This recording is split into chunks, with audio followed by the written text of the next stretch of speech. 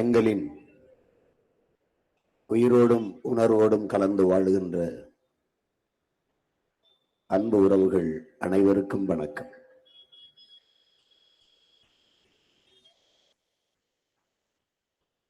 உலகத்தில் யாராலும் சுமக்க முடியாத ஒரு பெருங்கனவை நீ சுமந்து நில், அது இந்த உலகத்தில் எல்லாவற்றையும் விட பெரிது என்கிறான் ஆல்பர்ட் ஐன்ஸ்டீன். அப்படி ஒரு ஆகப்பெரிய கனவை, ஒரு மகத்தான நோக்கத்தை எங்கள் மனதுக்குள் வைத்து அடைகாத்து அதை செதுக்கி செதுக்கி ஒரு சிற்பம் போல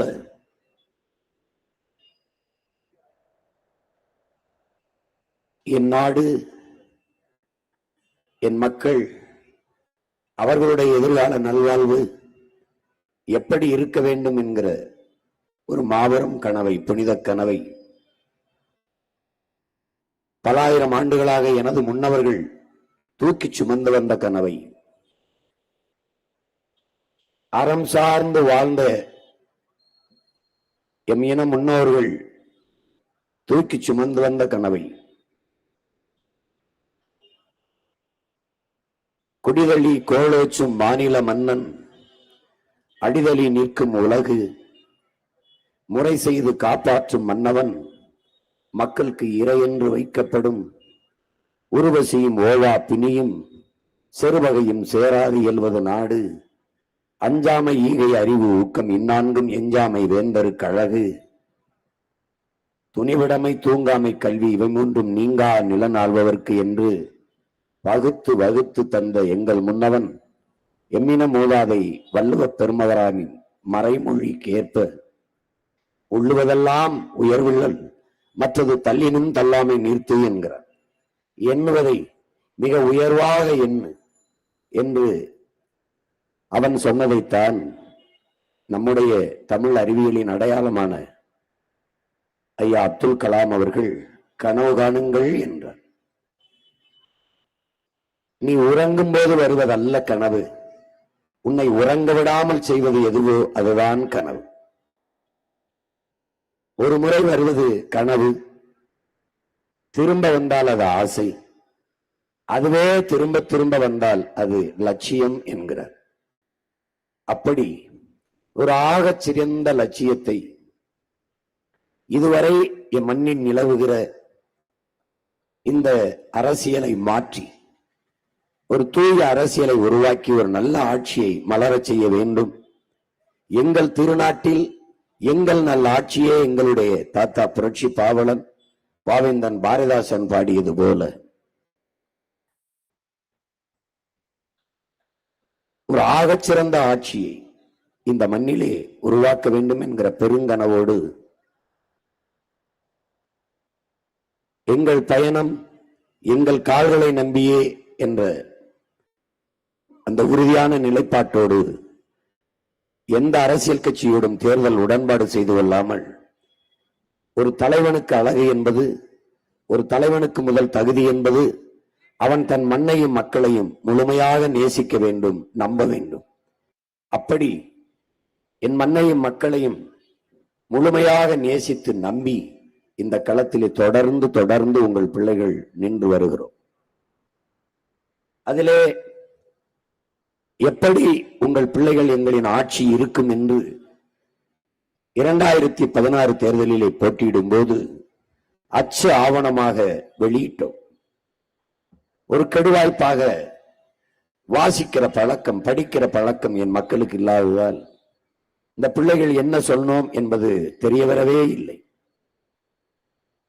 அதிலும் பெரும்பாலோர் ஒரு கற்பனையிலேயே சீமானும் அவன் பிள்ளைகளும் வாழ்கிறார்கள், இதுவெல்லாம் சாத்தியமில்லை என்று எண்ணி நகையாடியது, ஏசி பேசியது, விமர்சித்ததை எல்லாம் நாங்கள் அறிவோம்.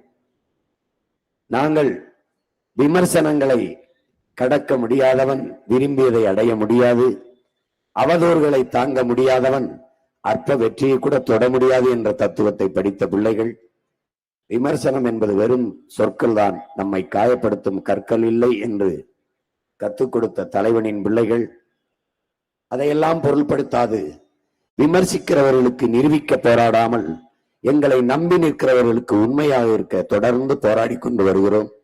அதிலே இது கற்பனை அல்ல, உலகில் பல்வேறு நாடுகளில் நிகழ்கிற நிஜம், நம்ம கைகளாலே நிகழ்த்தப்படக்கூடிய நிஜம்தான். புரட்சி என்பது, வரலாறு என்பதும், மாற்றம் என்பதும் ஏடுகளில் எழுதியிருக்கப்பட்ட எழுத்து மட்டுமல்ல, எளிய மக்களாலும் நிகழ்த்தப்படக்கூடிய நிஜம்தான் அந்த புரட்சி. உலகெங்கிலும் புரட்சி மன்னர்களாலும் அமைச்சர்களாலும் மந்திரிகளாலும் உருவாக்கப்பட்டதல்ல, சாதாரண மக்களால் உருவாக்கப்பட்டதான் புரட்சி. அப்படி மக்களிடமிருந்து மக்களுக்காக வந்த பிள்ளைகள். மாற்றம் என்பது சொல்லல்ல, மாறுவோம் மாற்றுவோம். இது மாற்றத்திற்கான எளிய மக்களின் புரட்சி என்ற முழக்கத்தை முன்வைத்து உங்கள் பிள்ளைகள் இந்த களத்திலே நிற்கிறோம். எப்படிப்பட்ட தேசம்? ஒரு கனவு தேசம்.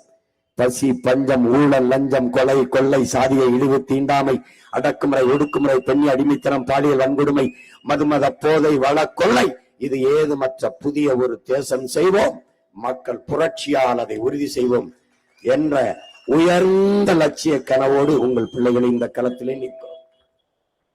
காசை வைத்து அரசியல் செய்ய வந்தவர்கள் அல்ல, ஆகச் சிறந்த கருத்தை வைத்து அரசியல் செய்ய வந்தவர்கள் உங்கள் பிள்ளைகள். தலைவன் என்பவன் எப்படி இருக்க வேண்டும்?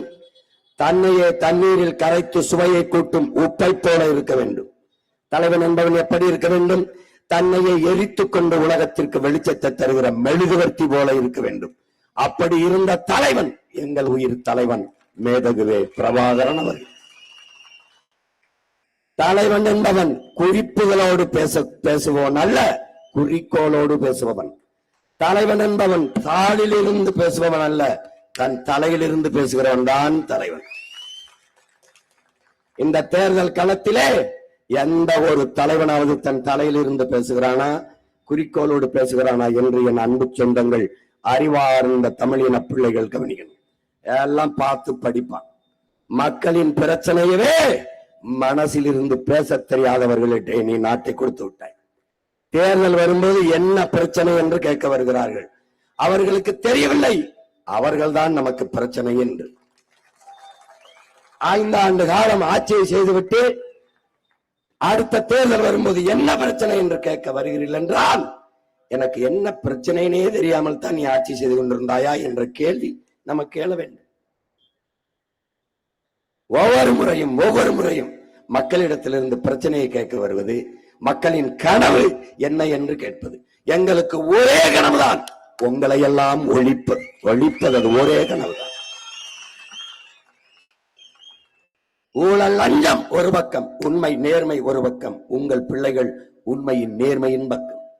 இலவசம் ஒரு பக்கம், இலவசம் பெற வேண்டிய ஏழ்மை வறுமை நிலையில் இல்லாது என் மக்களின் வாழ்க்கை தரத்தை உயர்த்துவோம், அது ஒரு பக்கம். திராவிடம் அவர்கள், தமிழர்கள் நாங்கள், எந்த பக்கத்தில் நீங்கள் நிற்கப் போகிறீர்கள்? சாதி, மதம், சாராயம், பணம் அவர்கள் அரசியல். நீரு, வயிறு, உயிர், அறிவு, பயன், வளர்ச்சி உங்கள் பிள்ளைகள் எங்களின் அரசியல். இதில் எந்த பக்கத்தில் நீங்க நிற்கப் போகிறீர்கள்? எந்த பக்கத்தில்? கல்வி, கல்விக்கேற்ற வேலை, வேலைக்கேற்ற சம்பளம், அதை கொண்டு வாழ்கிற பெருமை மிக்க வாழ்வு, அதான் உங்கள் பிள்ளைகள் எங்கள் கனவு.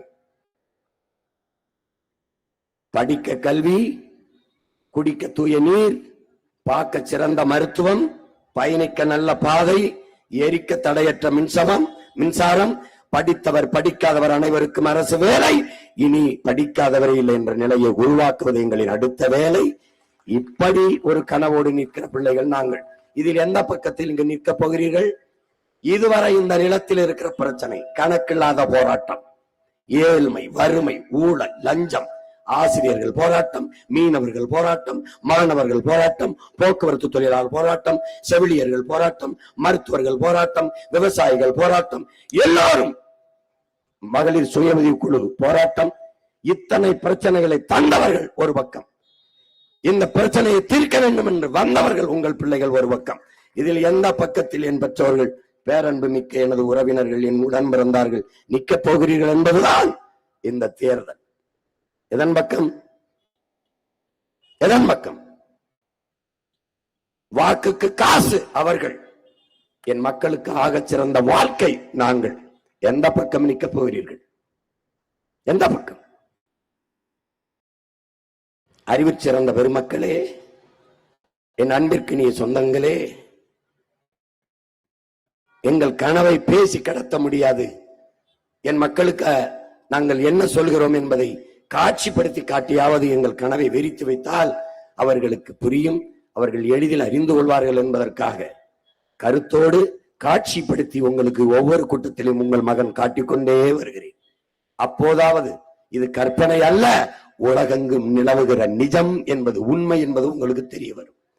இப்போது பாருங்கள் என் அன்பு சொந்தங்களே, இந்த திரையிலே அவர்களின் அரசியல், சாதி, மதம், சாராயம், இந்த 4 சாராயம், பணம், இந்த 4 தூண்களில் தான் அவருடைய அரசியல் கட்டமைப்பு இருக்கிறது.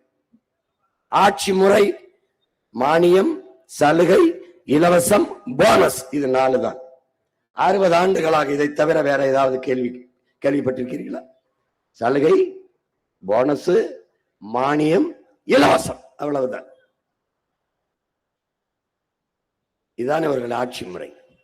உங்கள் பிள்ளைகளின் ஆட்சி முறை நீரு, வயிறு, உயிர், அறிவு, பயன், வளர்ச்சி. நீர் என்றால் என்ன? நீரின்றி அமையாத உலகு எனின் யார் யாருக்கும் வானின்றி அமையாத ஒழுக்கு. விசிம்பின் துளி வெளியில் அல்லால் மற்றாங்கே பசும்புல் தலை காண்பது அரிது. விண்ணிலிருந்து ஒரு துளி மலை துளி பூமியில் விழவில்லை என்றால் பசும்புல், ஒரு புல் கூட முளைக்காது. புல்லு கூட முளைக்காதுங்கிறான் யார்? நம் முன்னவன் வள்ளுவ பெருமகனார். அப்ப நீரின் அருமை என்ன? நீர்தான் உலக உயிர்களின் உயிர் தேவை.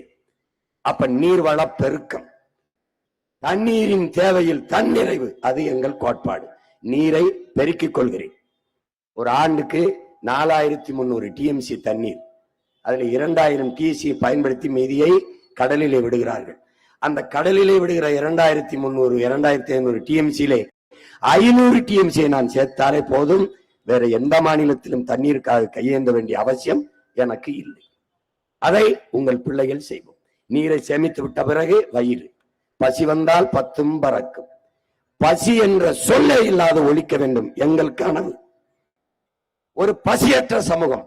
பசி இருந்தால் ஒழுக்கம் கெட்டு போகும், திருட்டு வரும், கொலை வரும், கொள்ளை வரும், சமூக ஒழுங்கு என்பதை இருக்காது. அதனால் பசி என்ற சொல்லே இல்லாத ஒழிப்போம். என்ன செய்வோம்? வேளாண்மையை நாங்களே செய்வோம், அரசாங்கமே செய்யும், அரசு பணியாக மாற்றும்.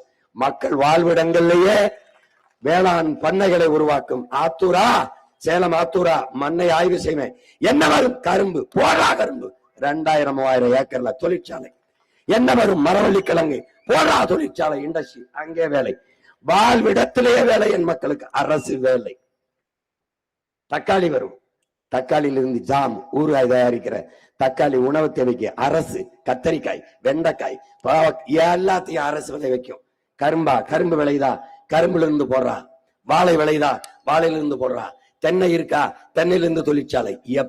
எப்படி தென்னையிலிருந்து, பனையிலிருந்து, இந்த வேளாண் நிலத்திலிருந்து வேளாண்மையை முன்னிறுத்தி தற்சார்பு, பசுமை, தாய்மை பொருளாதாரத்தில் உங்கள் மகன் உலகத்தின் தலை சிறந்த நாடாக இந்த நாட்டை மாற்றி படைக்கிறேன். அந்த கனவை உங்கள் கண்முன்னே விரிக்கிறேன்.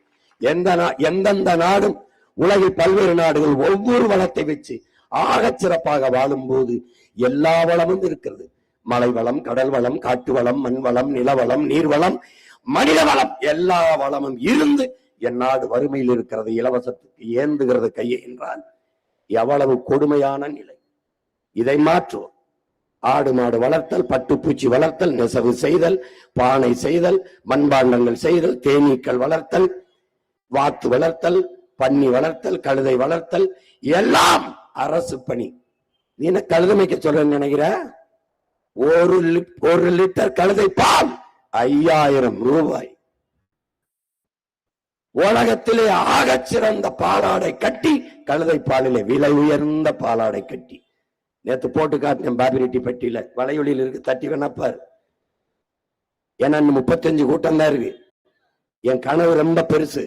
ஒவ்வொரு கூட்டத்திலையும் ஒண்ணு ஒண்ணா சொல்லிட்டு போறேன். உனக்கு தான் கையில வச்சிருக்கிய ஒரு டிவி வச்சிருக்க, கையில உள்ளங்கையில ஊடகம் வச்சிருக்க, தட்டி பாரு, சீமான் ஸ்பீச் லேட்டஸ்ட் போடுறா, வரும்டா, பாருடா பாருடா. இந்த மாதிரி உனக்கு ஒரு அண்ணன், உனக்கு ஒரு தம்பி, உனக்கு ஒரு மாமா, உனக்கு ஒரு மச்சான், உனக்கு ஒரு மகன் இனி எந்த காலத்திலையும் பிறக்க மாட்டான். ஏன்? என்னை இந்த நிலத்தில் பிரசவித்தவன். நான் வீழ்ந்தாலும் சரி, என் இனம் எழுந்தால் போதும். நான் செத்தாலும் சரி, என் இனம் வாழ்ந்தால் போதும் என்று நின்ற உலகத்தின் ஆகப்பெரிய புரட்சியாளன் பிரபாகரன் என்ற மாவீரன் என்னை பிரசவித்தவன். சமரசம் இல்லாமல் சண்டை செய்வேன் உங்கள் மகன். எத்தனாயிரம் கோடி தருவேன் சொன்னாலும், எவ்வளவு பதவி தருவேன் சொன்னாலும் சரணடையாமல் என் மக்களுக்காக, என் மண்ணுக்காக, என் மண்ணின் வளத்தையும் மக்களின் நலத்தையும் யாரு கெடுத்தாலும் நாங்கள் தடுப்போம், போராடுவோம். அந்த உயர்ந்த கனவோடு களத்தில் நிற்கிற பிள்ளைகள், எங்களை கவனியுங்கள். எல்லாரும் பேசுகிறதையும் கவனியுங்கள், நாங்கள் பேசுகிறதையும் கவனியுங்கள். தாளில் எழுதி வைத்து 10,000 குடும்ப தலைவிக்கு 5,000 போட்டோம், 2,000 தந்தோம், மறுபடி தருவோம், அப்புறம் மிக்சி தருவோம், கிரைண்டர் தருவோம், அப்புறம் ஃப்ரிட்ஜ் தருவோம். கிரைண்டர் மிக்சியில எதை போட்டாரப்ப? அரிசி பருப்பை போட்டாரப்ப. அது யாரு தருவா? அது என் விவசாயி தான் தருவான். அப்புறம் யாரு? ஃப்ரிட்ஜில் எதை வைப்ப? காய்கறி வைப்ப, கீரை வைப்ப. அது யாரு தருவா? அது எங்க அப்பா விவசாயி தான் தருவான். அப்புறம் என்ன பண்ணுவா? மிக்சியில அரைப்ப. எதை அரைப்ப? மசாலா, மல்லி, சீரகம், சோம்பு. அது யாரு தருவா? அது எங்க ஆத்தா விவசாயி தான் தருவான்.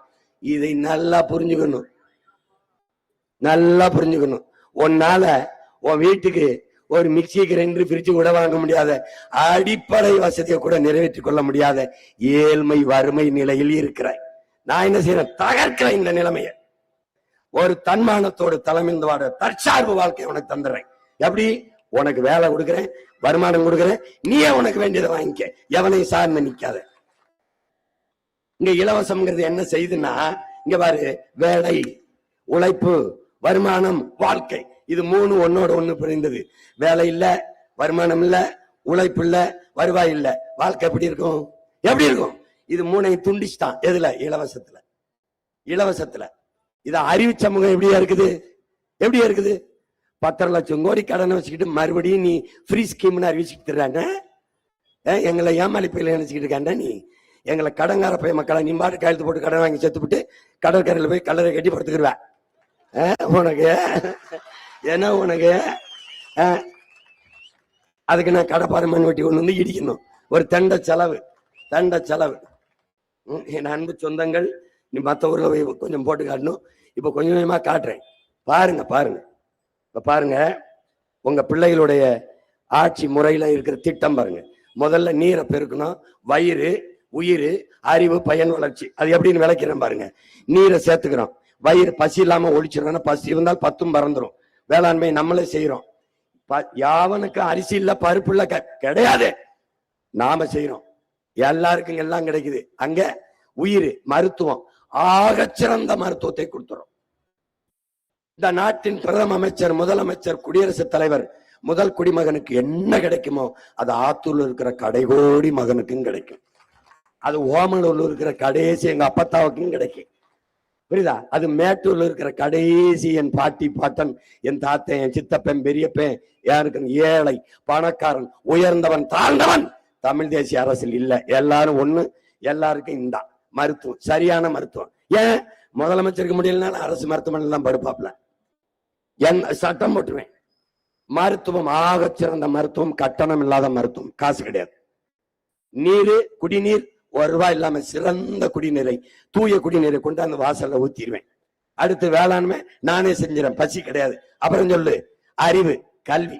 கல்வி மானோட உரிமை, கொடுக்க வேண்டியது அரசின் கடமை, கொடுத்துறேன். ஆரம்ப கல்வியிலிருந்து ஆராய்ச்சி கல்வி வரை 5 பைசா கட்டணம் இல்லாம ஆகச் சிறந்த கல்வியை கொடுத்தோம். உலகத்தரத்துக்கு, உலகத்தரத்துக்கு. உலகத்தரம் இது பின்லாந்துல தான் 1 இருக்கான், 2வது தென்கொரியா இருக்கான், 3வது சிங்கப்பூர் இருக்கான், 4வது ஜப்பான், கனடா, ஜெர்மன், இவங்க எல்லாம் இருக்காங்க. எல்லாரையும் தாண்டி பிரபாகரன் மகன் முதல் தரத்து கல்வியை தூக்குறேன். கற்பித்தல் முறை, கட்டட அமைப்பு, கல்வி முறை எல்லாத்தையும் மாத்துறேன். எல்லாத்தையும் மாத்துறேன். எப்படி மாத்துறேன்னு போட்டு காட்டுவேன், கவலைப்படாத. அடுத்து பயன், அறிவு கொடுத்தாச்சு. பயன், பயன் எப்படி? நிலமும் வளமும் சார்ந்த தொழிற்சாலைகள், வேலை வாய்ப்பு, வளர்ச்சி. என்ன தொழிற்சாலை போடுவ நீ? எருக்களஞ்செடி பார்த்திருக்கியா? எருக்களஞ்செடி சுடுகாட்டுல முளைச்சு வச்சிருப்ப. எருக்களஞ்செடியிலிருந்து எடுக்கிற நூல் உலகத்தில் அதிக விலை. அதுல செய்யற பட்டு அவ்வளவு விலை உயர்ந்த பட்டு. உனக்கு ஒண்ணும் புரியல. மூங்கிலில் ஒன்னே போட்டு காட்டுவேன் பாரு, திணறிவாணி. எங்க பொருளாதாரம் இருக்குன்னு தெரியாம இந்த சனியம் பிடிச்ச நாட்டை கொடுத்து சாராய பொருளாதாரத்துல வச்சு ஆத்தாளு அப்பனை சாகடிச்சு ஆத்தாவு தாலி எடுத்துக்கிட்டு இருக்கான். நீ தாலி எடுத்த பயில்கிட்டே ஓட்ட போட்டு தாலிக்கு தங்கம் தரான், அப்புறம் குடிக்க வச்ச தாலி அறுப்பான். பயன் வேலை கொடுத்துறேன், அனைவருக்கும் அரசு வேலை கொடுக்கிறேன், விரும்பியவனெல்லாம் செய்யலாம். ஆட்டு பண்ணை, மாட்டு பண்ணை, கோழி பண்ணை, வாத்து பண்ணை, தேன் பெட்டி பண்ணை, பட்டுப்பூச்சி வளர்க்கல், நெசவு செய்தல், எல்லா தொழிற்சாலையிலும் வேலை. நீ தப்பிக்க முடியாது. நீ என்ன வீட்டு வாசல் அரசாங்க வேலை வச்சிருக்க, உனக்கு என்ன பிரச்சனை? கல்வியை நான் கொடுத்துட்டேன், மருத்துவ வைத்தியத்தை நான் பார்த்துட்டேன், நீரை நான் தந்துட்டேன், தடையில்லாத மின்சாரம் குறைந்த தந்துட்டேன், எரிகாற்று கொடுத்துட்டேன், சிலிண்டர். ஏன் சிலிண்டர் இப்படி கொடுப்ப? ஆடு மாட்டு சாணி, இந்த கோழி கழிவு, இந்த மக்கிய இலைதலை கழிவில் இருந்து எவ்வளவு வேணாலும் பயோகேஸ் தயாரிக்கலாம். நேற்று போட்டு காட்டினேன், மறுபடியும் இன்னொரு நாள் போட்டு காட்டுறேன். இருக்கு வலையொலியில தயாரிச்சு நானே வச்சிருப்பேன். தமிழ்நாடு அரசு சிலிண்டர் இலவசமா தரமாட்டேன், ஓசியா ஒன்னும் தரமாட்டேன். எதை தருவேன்? கல்வி தருவேன், மருத்துவம் தருவேன், குடிநீர் தருவேன். எந்த அளவுக்கு? தனியார் முதலாளிகளை தாண்டி ஆக சிறந்த கல்வி மருத்துவத்தை தருவேன். தனியார் பள்ளிக்கூடத்திற்கு கல்லூரிக்கு போக வேண்டும் என்ற அவசியம் இல்லாது உலகத்தரத்திற்கு அரசு பள்ளி. கவர்மெண்டா? யார் கவர்மெண்ட்? பிரபாகரன் மகன் கவர்மெண்டா? நேர்மையின் நேர் வடிவம்டா. வார்த்தையில் உண்மை, வாழ்க்கையில் நேர்மை என்று வாழ்ந்த மகனினுடைய பிள்ளைகள் நாங்க. ஒண்ணு பிசகாது. இந்த ஊழல் செஞ்சான், லஞ்சம் வாங்கினான், கொலை பண்ணான், கற்பழிச்சான். எத்தனை தொற்ற சொல்லு பொண்ணை பாப்போம். நான் வந்து உட்கார்ந்துடுறேன், தொற்ற சொல்லு பார்ப்போம். வந்தவன சாராய கடையை மூடுறேன். டாஸ்மார்க் பொருளாதாரம் எனக்கு வேண்டாம். சாராயம் வித்து வர்ற காசு வேண்டாம். பால் 3 லட்சம் கோடி பால், 50,000 கோடி சாராயம். இது உயிரை எடுக்க, அந்த உயிரை கொடுக்கும். சாராயத்தை மூடுறேன், பால் பொருளாதாரத்துக்கு போறேன். அடுத்து பயன், கல்வி கொடுத்துட்டேன், அப்புறம் வேலை வாய்ப்பு கொடுத்துட்டேன், வளர்ச்சி. எப்படி வளர்ச்சி? உலகத்தில் தலை சிறந்த நாடாக வளர்ச்சி. இப்ப ஒண்ணா பார்ப்போம். நீர் வளத்தை பார்ப்போம். நீர் அத சொல்றாரு, நீர் இன்றியமையாத உலகை யார் யாருக்கும் அன்றியமையாத உலகு நமது மூதாதை வள்ளுவ பெருமகனார். மழை இல்லை என்றால் மண்ணில் மழை இல்லை. அதே சொல்றா, இந்த மலையை வெட்டுறதை நீ வேடிக்கை பார்த்து போற, அது இல்லைன்னா உன் நிலம் பாலைவனம் ஆயிரும். மழை இல்லை என்றால் மழை இல்லை. அதனாலதான் இந்த மலையை வெட்டாதரான்னு உன் மயம் கத்திக்கிட்டே இருக்கேன். என் தாயின் மாறுடா, மாற அறுத்து ரத்தம் குடிக்காதேடா டே டே என்று கத்துறது காரணம் அதுதான். நீ பாட்டுக்கு சாலையில போயிட்டு இருக்க, நான் ஒருத்தன் கதறிக்கிட்டு இருக்கேன் பாரு.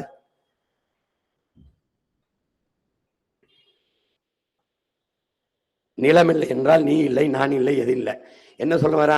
மழை இல்லைன்னா மழை இல்லை, மழை இல்லைன்னா நீர் இல்லை, நீர் இல்லைன்னா நிலம் இல்லை, நிலம் இல்லைன்னா வளம் இல்லை, வளம் இல்லைன்னா ஒண்ணும் இல்லை. இதான் இது நான் உங்க பிள்ளை உங்களுக்கு சொல்றேன். வரப்புயர நீர் உயரும், நீர் உயர நெல் உயரும், நெல் உயர குடி உயரும், குடி உயர கோல் உயரும், கோல் உயர கோன் உயர்வான்ங்கிறான் நம்ம அறிவு முதாட்டி அவை.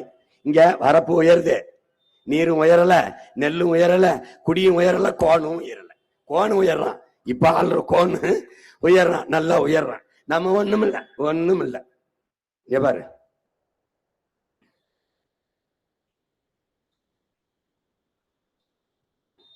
இதுல என்ன சொல்றான் மோசிக்கிறனார்? நெல்லும் உயிரென்று, நீரும் உயிரென்று, மன்னன் உயிர்த்தே மலர்தலை உலகம்ங்கிறான். என்ன சொல்றான்? நெல் உயிர் தான், நீரும் உயிர் தான். ஆனால் இதையெல்லாம் ஒரு நல்ல மன்னன் அமையவில்லை என்றால், நல்ல தலைமை அந்த நாட்டுக்கு உருவாகவில்லை என்றால் இதெல்லாம் உயிரா இருக்காது. இப்ப நெல்லு நீரும் உயிரா இருக்கா? மன்னன் உயிர்த்தே மலர்தலை உலகம்ங்கிறான். மன்னன் சரியாக இருந்தால் தாண்டா இது உயிரா இருக்கு. நெல்லும் உயிரென்றே, நீரும் உயிரென்றே, மன்னன் உயிர்த்தே மலர்தலை உலகம். இது பயனற்று போயிரும்ங்கிறான். நல்ல ஒரு தலைமை இல்லை என்றால் இதுவெல்லாம் பயனற்று போகும். இது உனக்கு தெரியுது.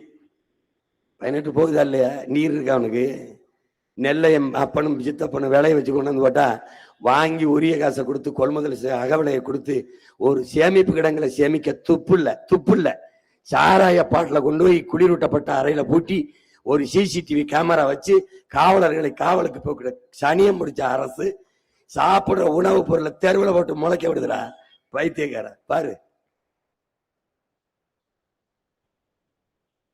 34 பெரிய ஆறோடு சேர்ந்து 154 ஆறுகள் சிறு சிறு ஆறுகள் நம்ம நிலத்தில இருந்தது.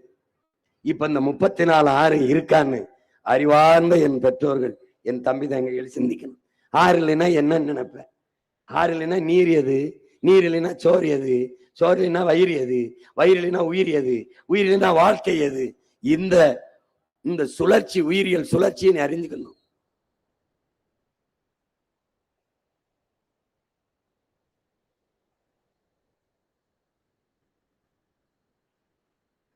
காவிரி தென்மண்ணை பாலாறு தமிழ் கண்டதோடு வைகை பொருணை நதி என மேவிய பல ஆறுவோட திருமேனி செழித்த தமிழ்நாடு நம்முடைய பெரும்பாவனன் பாட்டன் பாரதி பாடுறான். ஆறெல்லாம் இருந்தது சரிதான், இப்ப இருக்குதாங்கிறதான் கேள்வி. அவன் பாடிட்டு போயிட்டான். இதெல்லாம் இந்த நாசத்தை எல்லாம் பாக்குறதுக்கு முன்னாடி செத்து போயிட்டான்.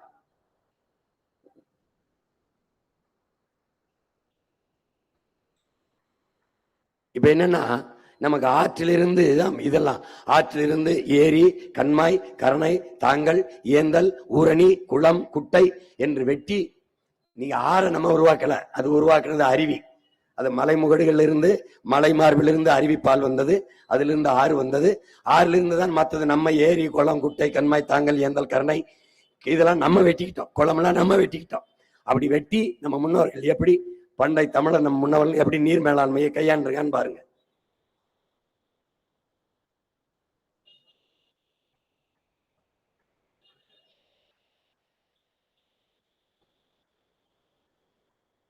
ஆயிரத்தி 1970 40,000 நீர்நிலைகள் இருந்திருக்கு. இப்ப 20,000 கூட இல்ல. இதுதான் கொடுமை. 150 லட்சம் குறுக்கம் விளைநிலங்களை வச்சு வேளாண்மை செஞ்ச நாம 120 லட்சம் குறுக்கங்களாக குறைஞ்சிருக்கோம். 30 லட்சம் குறுக்கம் நம்ம ஏக்கர் விளைநிலங்களை விட்டு வெளியேறி இருக்கோம். வடகிழக்கு பருவமழை, தென்மேற்கு பருவமழை என்று 2 பருவமழைகள் பெய்து இந்த நிலத்தை செழிக்க வச்சது. அதை நான் முதல்ல சொன்ன ஆண்டுக்கு 4300 டிஎம்சி. தென் மாநிலங்கள் அதிக மழைப்பொழிவு பெறுகிற மாநிலத்துல நம்ம மாநிலம் இருக்கு. நமக்கு போதுமானவனுக்கு மழை நீர் இருக்கு. ஆனா அதை சேமிக்காத பொறுப்பற்றவன்ட்ட அரசு இருக்கு, அதிகாரம் இருக்கு. அதான் பிரச்சனை. இவன் எப்படிப்பட்ட ஆள்னா, கடல் சூரியன் 2 பேரும் தகப்பனும் தாய் நம்ம தாயும் தந்தையும் இணைந்து தூய குடிநீரை கொண்டு அந்த மேகமா மாறி கொட்டுறான் வீட்டு வாசல்ல. குடிச்சுக்கன்னு அதை சேமிக்காம அப்படியே கடல்ல விட்டுட்டு 50,000 கோடி செலவழிச்சு ரிவர்ஸ் ஓஸ்மாசிஸ்னு ஒரு முறை, அந்த முறைக்கு சொந்தக்காரன், அதுக்கு பேட்டன் ரைட்ஸ் வச்சிருக்கேன், உரியவன் அமெரிக்கா. ஒரு மடக்கு நீ போத்தல் இப்படி அண்ணா குடிக்கிறல, அந்த ஒவ்வொரு மடக்குக்கு அமெரிக்காவுக்கு காசு கொடுக்குறேன். அந்த ரிவர்ஸ் ஓஸ்மாசிஸ்ங்கிற முறையில சுத்திகரிச்சு இவன் கொடுக்குறான். 50,000 கோடி முதலீடு செய்து கடல் நீரை சுத்திகரிச்சு தாரேங்கிறான். நான் உன் மகன் அதெல்லாம் வேணாம், 50,000 கோடிக்கு கணக்கில்லாத ஏரி, கண்மாய், குளம், குட்டை, தாங்கல், ஏந்தல் இந்த மாதிரி வெட்டி நீரை தேக்கி தூய குடிநீரை உனக்கு தந்துருன்றேன். பாத்துக்க.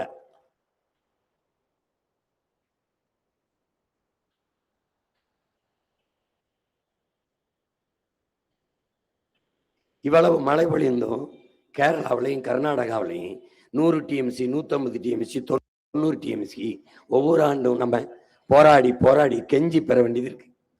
அப்ப என்ன எது காரணம்? பொறுப்பற்ற நோக்கமற்ற தலைவர்கள்ட்ட நீ நாட்டை நம்ம கொடுத்துட்டதுனால நமக்கு இருக்கிற நீரை சேமிக்காம அடுத்தவன்கிட்ட போய் கையேந்தி ஒரு தன்மானமிக்க தமிழினம் அவமானப்பட்டு கொண்டிருக்கு. இவர் காவிரியில அவன் திறந்து விடும் போதெல்லாம் அங்க கர்நாடகாவில் இருக்கிற நச்சு ஆலைகள் இருக்குல்ல, அந்த ஆலைகள் நீரை சேமிச்சு வச்சு, அந்த ஆலையில நச்சு கழிவை சேமிச்சு வச்சு காவிரியில அவன் நமக்கு தண்ணி எப்ப திறக்கிறானோ, எப்ப திறப்பான், அளவு கடந்து நீர் தேங்கிருச்சு அணை உடஞ்சிற மாதிரி இருந்தா திறப்பான். திறக்கும் போது என்ன பண்றான், இந்த ஆலை கழிவு அதுல திறந்து விட்டுறான். நல்லா பாரு, படமா பாரு எப்படி திறந்து விடுறான் பாரு. எப்படி குப்பையை கொட்டுறான் பாரு, நல்லா கவனிச்சுக்க. நம்முடைய ஆறு குப்பை மேட ஆக்குறான் பாரு, வெளியேறும் கழிவு எப்படி வருது, என்ன நேரத்துல வருதுன்னு பாரு. பாரு எப்படி வருது பாரு, ஆலை கழிவு எப்படி நுரையா வருது. எங்கேயும் இல்ல, உன் மேட்டூருக்கு வந்ததுதான். நீங்க கவனிக்கல, நான் கவனிப்பல. நான் ஒரு நாளைக்கு எத்தனை மணி நேரம் தூங்குவேன் நினைக்கிறேன்? அதிகபட்சம் 3, இல்லைன்னா 2. ஏன் தூங்குறது இல்ல? என் இனம் தூங்கிருச்சு, நான் முடிச்சுக்கிட்டு இருக்க வேண்டியது இருக்கு. அண்ணல் அம்பேத்கர்கிட்ட போயிட்டு காந்தி தூங்கிட்டாரு, நேரு தூங்கிட்டாரு, எல்லாரும் தூங்கிட்டாங்க, நீங்க ஏன் அம்பேத்கர் இன்னும் தூங்காம இருக்கீங்கன்னு. அவங்க மக்கள் எல்லாம் முழிச்சுக்கிட்டாங்க, அவங்க நிம்மதியா தூங்குறாங்க. என் மக்கள் தூங்கிட்டு இருக்காங்க, அவங்களுக்காக நான் முழிச்சுக்கிட்டு இருக்கேன் அப்படின்னு. புரியுதா? அவர் நிலைமைதான் எனக்கு. நொய்யலாற்ற பாரு, நொய்யலாற்றுல போகுது எப்படி, சாய கழிவு ஆலை கழிவு பாரு. அமைச்சர்கிட்ட கேட்கிறாங்க, என்னங்க இப்ப நுரன்னு, மக்கள் போட்டு குளிச்ச சோப்பு நுரங்கன்றான். ஏய், ரொம்ப புத்திசாலியான அமைச்சர்கள், அறிவு சிறந்தவர்கள் பாரு. இது எதுக்கு அண்ணன் காட்டுறேன், இவர் ஆறு எப்படி இருக்கு பாரு. இந்த ஆறு, இந்த தண்ணீர் ஆறங்கு ஓடுது, ஓடும்போது விஷம் ஓடுது, நஞ்சு ஓடுது, காட்டு விலங்குகள் குடிக்குது, பறவை குடிக்குது, நிலத்துக்குள்ள இந்த நீரே இறங்குது, இந்த விஷமே இறங்குது. இந்த நீரை பாய்ச்சி நெல்லு, அரிசி, நெல்லு, சோளம், கம்பு, வாழை, தென்னை எல்லாம் விளையுது. என்னவா விளையும்? என்னவா விளையும்? நச்சு நீரை வேர்ல ஊத்தினா நச்சு தான் விளையும். இத அண்ணனை தவிர யாரும் உனக்கு சொல்லி தர மாட்டான். ஏன்னா நான் தான் உன்னை பேரன்பு ஒன்று காதலிக்கிறேன். மத்தவெல்லாம் இவரு, மத்தவெல்லாம் உனக்கு அதை தாரேன், கார் தாரேன், மோட்டர் பைக் தாரேன், உருண்டை சிலிண்டர். நான் ஏமாத்த வரல, இந்த கேவலத்தை எல்லாம் மாத்தணும் வந்திருக்கேன். பாரு, உன் ஆற ஒரு தடவை பாரு. உன் ஆற பாரு, பாரு ஆற பாரு. பூமி தாயின் ரத்த நரம்ப பாரு எப்படி இருக்கு பாரு. இப்ப என்ன பண்றேன், இந்த ஆற பூரா உயிர்ப்பிச்சிடுறேன். ஒரு சொட்டு கழிவு நீரோ சாய நீரோ உள்ள போகாது. ஏன் உட்கார்ந்துருக்கேன் யாரு பதவியில, உனக்கு தெரியும் எப்படிப்பட்ட ஆள்னு. இப்ப இந்த கழிவு நீரெல்லாம் வெளியேற்ற 2 கரைகளையும் பெரும் குழாய்களை வச்சிடுறேன். இந்த கழிவை கொண்டு இந்த குழாயில வச்சு வெளியே எடுத்துக்கிட்டு போயிடுறேன். ஒரு சொட்டு கழிவை என் ஆறுல எப்படி சுத்தமா வச்சிருக்கேன் பாரு. ஏன்னா சொன்னா செய்வேன், நீ நம்பு பாரு. ஆறெல்லாம் புதுப்பிச்சு உயிர்ப்பிச்சுக்கிறேன். நீரை தேக்கிறதுக்கு 15 கிலோமீட்டருக்கு ஒரு தடுப்பணை கட்டிக்கிறேன். பாலாறுல 33 கிலோமீட்டர், ஆந்திராவில் 133 கிலோமீட்டர் நமக்கு ஓடுது. ஆந்திராவில் சந்திரபாபு நாயுடு 15 கிலோமீட்டருக்கு ஒன்று கட்டினாலே போதும். ஆனா 5 கிலோமீட்டருக்கு ஒன்று, 5 கிலோமீட்டருக்கு ஒன்னா, 2 கிலோமீட்டருக்கு ஒன்னா கட்டி 33 கிலோமீட்டர்ல 15-20க்கு மேற்பட்ட தடுப்பணைகளை கட்டிட்டாரு. நமக்கு 133 கிலோமீட்டர் ஓடுது, ஒரு தடுப்பணையும் இல்லை. தலைவனுக்கு பல துணை இருக்கு, ஒரு அணையும் இல்லை. பாத்துக்க, துணையை கட்டினா ஒரு அணையும் கட்டல, ஒரு துணையும் கட்டல. நம்ம தாத்தா காமராஜ் பல அணையை கட்டினான். பாத்துக்க. இப்ப என்ன பண்ற, ராசி மணல்ங்கிற இடத்துல நம்ம ஒரு பெரிய நீர்த்தேக்கத்தை உருவாக்குறோம், அணையை கட்டுறோம். அங்க தண்ணி வீணா போய் கலக்குது. அதை தடுத்துக்கிட்டோம்னா நமக்கு காவிரி டெல்டா மேட்டூர் இந்த பகுதி பாசனத்துக்கு போதும். ஒன்னா பாரு அண்ணன் என்னென்ன சொல்றேன்னு பாரு. ஏன்னா எதையும் கப்பல் சொல்லல, இந்த ஓடுவாரு அந்த தண்ணியை தடுப்புங்கிற. இது பாண்டியார் பொன்னம்பலா எங்க ஊட்டி கொடை அந்த பகுதியிலிருந்து போகுது. எங்க போகுது? கேரளாவுக்கு போகுது. 6 மாவட்டத்தை, கேரளா மாவட்டத்தை நம்ம தண்ணீர் செழிக்க வைக்குது. இங்க அணையை கட்டுவோம்னு ஆரம்பிச்ச இந்திரா காந்தி கேரளாவில் ஆளுகிற உயரத்தில் இருக்கிறாங்க, இங்க துணை சக்தியா இருக்கிறாங்க, ஒட்டுக்கட்சியா இருக்காங்க. அந்த இடத்தை தக்க விட்டுறக்கூடாதுன்ட்டு அந்த அணையை கேரள மக்கள் போராடணும்னு நிறுத்திட்டாங்க. இப்ப உங்க மகன் என்ன பண்றேன், எவன் போறனாலும் அங்க அவளை இல்ல, நான் கட்டான அணைய கட்டிடுறேன். கட்டி என்ன பண்றேன் பாரு, இங்க போடுறேன். பாண்டியார் பொன்னம்பலால எனக்கு தேவையான நீர் இருக்கு, இங்க பாரு தடுத்து நிறுத்தி என்ன பண்றேன், பெரிய குழாய்ங்கிறோம்ல, பெருங்குழாய், ராட்சச குழாய் மூலமா கொண்டு வந்து மேட்டூர்ல ஊத்திடுறேன். நான் சொன்னா செய்வேன். நீ இந்த பாரு தூய குடிநீரை நானே உனக்கு கொடுத்துருவேன், நானே கொடுத்துருவேன். கல்வி, மருத்துவம், குடிநீர் சந்தை பொருள் இல்லை. இது 3 விற்பனை பண்டமா மாறிவிட்ட நாடு இல்ல, சுடுகாடு. ஏன்னா அறிவை வளர்க்கும் கல்வி, உயிரை காக்கும் மருத்துவம், ஊடக உயிர்களின் உயிர்ப்பாளாக இருக்கிற நீர் சந்தையாகி விற்பனைக்கு வந்துருச்சு என்றால் அது நாடு இல்லை, சுடுகாடு.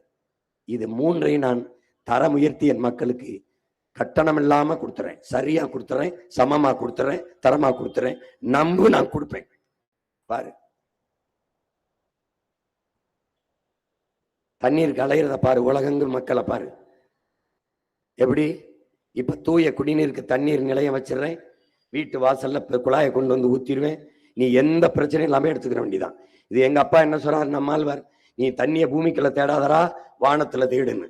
வானத்துல இருந்து உனக்கு யார் கொண்டு வருவா? மரம் தான் கொண்டு வரும். மேகம் அப்படி மிதந்துகிட்டு இருக்குல்ல, அதை அறுவடை செஞ்சு மழையா பூமிக்கு கொண்டு வர்ற ஆளு நம்மால் தான், மரம் தான். அப்ப என்ன பண்ணுவேன்? மரம் வளர்ப்பேன். எப்படி வளர்ப்பேன்? 10 ஆண்டு பசுமை திட்டம், பல கோடி பனை திட்டம் போட்டு. இது 2 இருந்துச்சுன்னு வச்சுக்க, நிலத்தின் வளத்தை எந்த கொம்பனாலும் சிதைக்க முடியாது. அதான் எங்க அப்பா சொல்றாரு, குடிநீரை பூமிக்குள்ள தேடாதரா, ஆகாயத்துல தேடுறான்னு. இவ்வாறு குடிநீரை இலவசமாக தரல. மிக்சி கொடுத்துருச்சு, கிரைண்டர் கொடுத்துருச்சு, பாத்துக்கிட்டே வா, மடிக்கணினி கொடுத்துருச்சு, எல்லாம் கொடுத்துருச்சு. ஆனா தண்ணீரை தர முடியல. ஏன்னு, தண்ணீரை இலவசமா கொடுத்தா தண்ணீரை உறிஞ்சி விற்கிறான்ல, அப்பலோ, கின்லே, மினரல், இவன் பாதிக்கப்பட்டுருவான். அவன் பாதிக்கப்பட்ட இவனுக்கு என்ன, அவன்கிட்ட இருந்து வர்ற 300-400 கோடி கமிஷன் இருக்குல்ல, அது போயிடும். அதனாலதான் இவங்கள தலைவர்கள் இல்லை, தரகர்கள், புரோக்கர்கள், கமிஷன் பாய்ஸ் என்று சொல்றது காரணம் தான். இந்த பாரு, இங்க என்ன நீ கவனிக்கணும்னா, உலகில் நம்ம 800 கோடி மக்கள் இருக்கோம். 100 கோடி மக்களுக்கு தான் குடிநீர் இருக்கு. இந்த 2.5 விழுக்காடு தான் இருக்கு. 2.5 விழுக்காடு தான் இருக்குன்னு இந்த உலக நாட்டு தலைவன்லாம் கூடி என்ன பண்ணிருக்கணும், இதை 20 விழுக்காடா உயர்த்துவது அப்படின்னு சிந்திக்காம, 2 விழுக்காடு தான் இருக்கா, அப்ப வித்தா நல்லா காசாக்கலாம், ஏன்னா அத்தியாவசிய பொருள், உயிர் தேவையான பொருள்.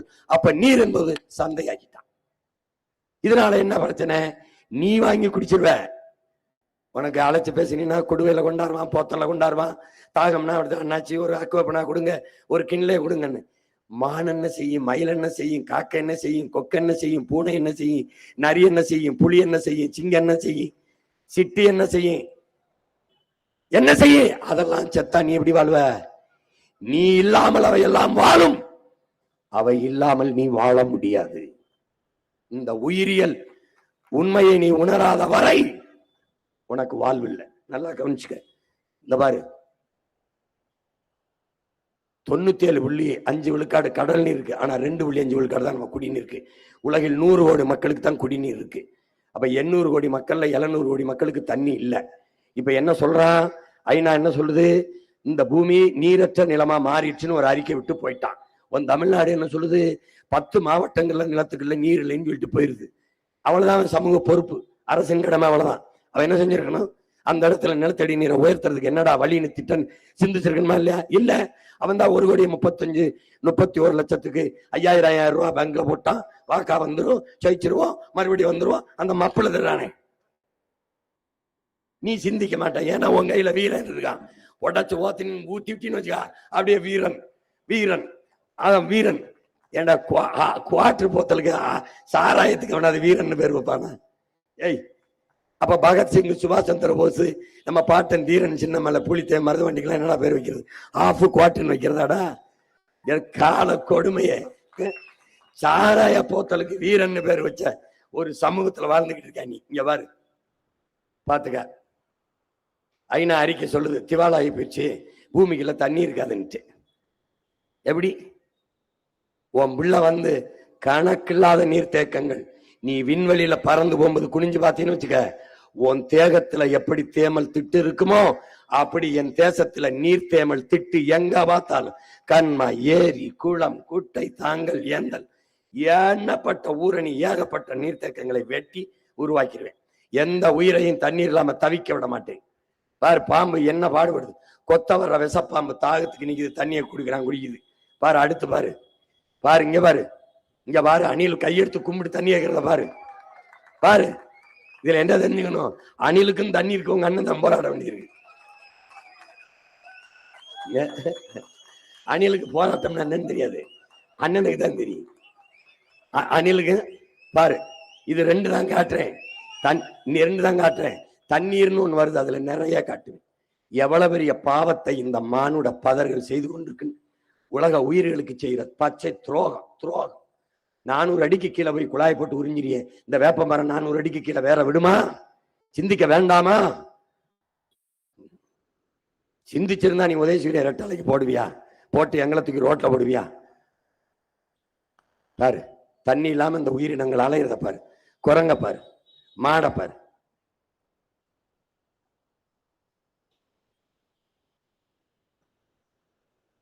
பாரு, இதெல்லாம் அழிஞ்சிருச்சுன்னா உலகம்னு ஒண்ணு எப்படி இருக்கும், பூமின்னு ஒண்ணு எப்படி இருக்கும்? அப்ப என்ன பண்றேன்? தண்ணீரின் தேவையில் உன் மகன் தண்ணீரைவில் அடைகிறேன். நானே எனக்கு வேண்டிய நீரை தேக்கி நீர் பற்றாக்குறை என்கிற சொல் இல்லாது ஒழிக்கிறேன். எவனுக்கிட்டே நான் வந்து உட்கார்ந்தவன கன்னடர்களுக்கு, கேரளாவில் இருக்கிற தலைவர்களுக்கு சொல்லுவேன், நீங்க எனக்கு தண்ணி தர வேண்டாம், அது மாதிரி என்கிட்ட இருந்து எதுவும் உங்களுக்கு வர வேண்டாம்.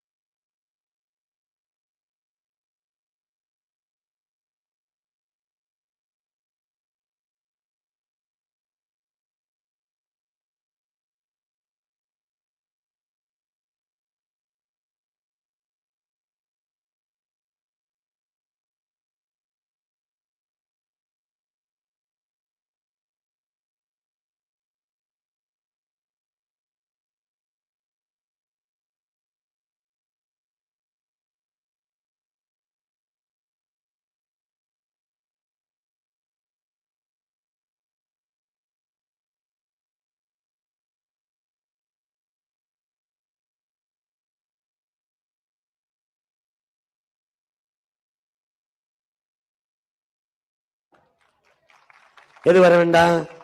நரிமணம் பெட்ரோல், நெய்வேலி பழுப்பு நிலக்கரி மின்சாரம். நீ என்ன இங்குவிரு? நீ இவங்களை பார்த்து அரசியல் செய்ய வந்தவில்ல. ஐயா கருணாநிதி, ஐயா எம்ஜிஆர், அம்மா ஜெயலலிதா எப்படிப்பட்ட வீரன் தெரியுமில்ல? 22 நாடுகள் எதிர்த்து போர் புரிந்த போதும் எந்த நாட்டு படையும் துணை கிடையாமல் தன் நாட்டு வீரர்களை 25,000 பேரை வைத்து போர் செய்த மாபெரும் வீர மரவனின் மக்கள் நாங்க. நீ இந்த ஆட்டம்லாம் வேற, நான் கூண்டுக்குள்ள இருந்து கூறேன், அதனால கேட்கல. கூரையில ஏறி குவிட்டேன்னு வச்சுக்க, என்னை நீ திரும்பி பார்க்காம போக முடியாதப்பா, திரும்பி பார்க்காம போக முடியாது. அடுத்து என்ன பண்றேன், சுழன்றும் ஏற்பின்னது உலகம், அதனால் உழந்தும் உழவே தலைங்கிறான். இப்ப என்ன பண்றேன், நீர் வந்துட்டேன், இப்ப நீரை கொடுத்துட்டேன், இப்ப வயிறுக்கு வாரேன். வயிறுக்கு என்ன செய்யணும், வேளாண்மை நான் செய்யணும். அதனால உழவே தலைன்னு வேளாண்மையை அரசு பணியா மாத்திரேன். சுழந்து மேற்பின்னது உலகம், அதனால் உழந்தும் உழவே தலை. உழுதுண்டு வாழ்வாரை வாழ்வார், மற்றெல்லாம் தொழுதுண்டு பின் செல்பவர். விருந்தோம்பி இல்வாழ்வதெல்லாம் இருந்தோம்பி இல்வாழ்வதெல்லாம் விருந்தோம்பி வேளாண்மை செய்தல் பொருட்டு. வேளாண்மை என்பது என் அன்பு மக்களே தொழில் அல்ல. வேளாண்மை என்பது தொழில் அல்ல. ஆடு மாடு வளர்த்தல் தொழில் அல்ல. நெசவு தொழில் அல்ல. பனை மரத்திலிருந்து தென்னை மரத்திலிருந்து பால் எடுப்பது தொழில் அல்ல. என்னது, பண்பாடு, நம்முடைய வாழ்க்கை முறை, நம்முடைய மரபு. ஆதியில் நாம் செய்தது ஆடு மாடு வளர்த்தலும் வேளாண்மையும் தான். அதனால அது தொழில் அல்ல. ஏன் தொழில் அல்ல? நம்ம அப்பா என்ன சொல்றாங்க, நம்மாழ்வார், தாய் தன் பிள்ளைக்கு பால் ஊட்டுவது போல பூமி தாய் சோறு ஊட்டுவது தொழில் அல்ல. தாய் பால் பிள்ளைக்கு பால் ஊட்டுவது தொழிலா? இல்லை, இல்லை. அது வாழ்க்கை முறை, அது உயிரியல் உறவு. அது மாதிரி பூமி தாய் தன் பிள்ளைகளுக்கு சோறு ஊட்டுவது தொழில் அல்ல, பண்பாடு, கலாச்சாரம், வாழ்க்கை முறை, கலாச்சாரம். அதனால்தான் அக்ரிகல்ச்சர்னு வச்சான். நம்ம கலாச்சாரத்தை அவன் எடுத்துட்டு போய் விளக்கற விவசாயம் வேளாண்மை ஒரு கலாச்சாரம்னு அக்ரிகல்ச்சர், அதான் அதுக்கு பேர். இதுக்கு மேல இந்த பாடத்தை நான் கல்லூரியில் நடத்தினா மாசம் 5 லட்சம் சம்பளம் கொடுத்துருப்பான். நல்லா கவனிச்சுக்கணும், புரியுதா? ஏன்னா படிக்கும்போது ஒழுங்கா படிக்காம உங்களுக்காக படிச்சு ராப்பகலா வந்து சொல்லிக்கிட்டு இருக்கேன், கத்திக்கிட்டு இருக்கேன் பாரு. இங்க பாரு, அது ஒரு வாழ்க்கை முறை, தொன்று தொட்டயம், அது பண்பாடு.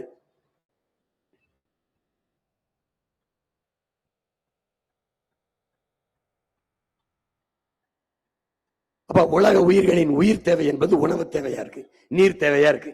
இது ரெண்டையும் நிறைவேற்ற வேண்டியது அரசின் கடமை. அரசின் கடமை, ஒரு அரசின் பொறுப்பு. பசி இல்லாத சமூகம் படைப்பதும், எல்லாருக்கும் வீடு கொடுப்பதும், உண்ண உணவு, உடுக்க உடை, உறங்க உறைவிடம், அதாவது உறைவிடம், உறையுள், இது 3ம் கொடுப்பது ஒரு அரசின் மிகப்பெரிய பொறுப்பு. இது 3ஐயும் கொடுக்கலைன்னா தவத்திரு குன்றக்குடி அடிகளார் என்ற பெருந்தகை சொல்றார், அந்த நாடு குற்ற சமூகமாக குற்ற நாடாக மாறிடும். கொலை, கொள்ளை, தாலியறுப்பு, வெட்டு, குத்து, திருட்டு பெருகிரும்டாங்கிறார்.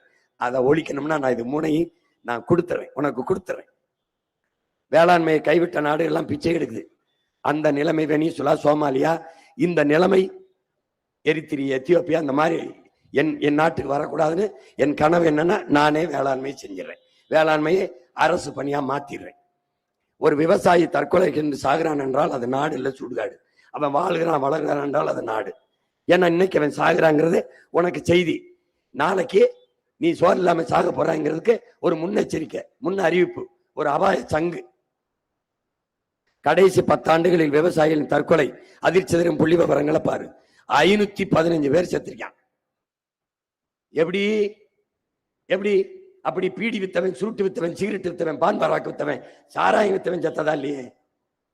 கார் வித்தவன், மோட்டர் பைக்கு, உலகத்துக்கு சோறு முறைய ஆத்தால பண்ணும். எதுக்குடா சாகணும்? எதுக்குடா சாகணும்? எதுக்கு சாகணும்? எதுக்கு சாகணும்? நீ கார் இல்லாம வாழ்வ, நீ மோட்டர் பைக் இல்லாம வாழ்வ, செல்போன் இல்லாம வாழ்வ, டிவி இல்லாம வாழ்வ, ஏசி இல்லாம வாழ்வ. ஆனால் நீரும் சோறும் இல்லாமல் நீ வாழ்வியா?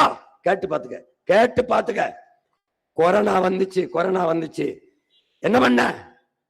செல்போன் வாங்க போனியா? டிவி வாங்க போனியா? தங்க வாங்க போனியா? உடை வாங்க போனியா? கார் வாங்க போனியா? எங்க போன? எங்க மளிகை கடை திறந்திருக்கு, எங்க காய்கறி கடை திறந்திருக்குன்னு தேடிட்டு இருந்தா. அப்ப என்ன தெரியுது? எது இல்லாமலும் முன்னால் வாழ முடியும், நீரும் சோறும் இல்லை என்றால் வாழ முடியாது. அப்ப இதை தருவன் யார்? விவசாயி. விவசாயி. அதனால்தான் உழந்தும் உழவே தலைங்கிறான். உழவுதான்டா உலகத்தின் தலை சிறந்தது. அன்பு சொந்தங்களே, இந்த உலகத்தில் ஒரே ஒரு சாதிதான் உயர்ந்த சாதி, ஒரே ஒரு குடி. அது உழைத்து உழைத்து விளைய வச்சு அறுவடை செய்து உலகத்துக்கு சோறுற்ற உழவர் குடிதான் உலகத்தின் தலை சிறந்த குடி.